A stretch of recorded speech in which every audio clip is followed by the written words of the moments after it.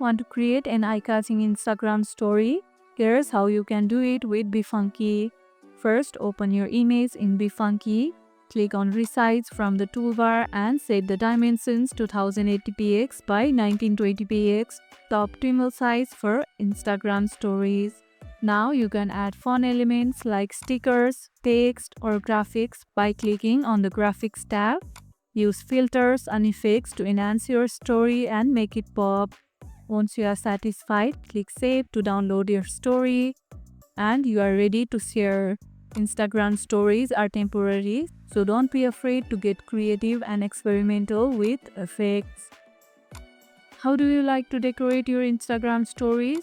Share your tips in the comments. If this video helped, hit the like button, share it, subscribe, and leave a comment. Thanks for watching, and I'll see you in the next one.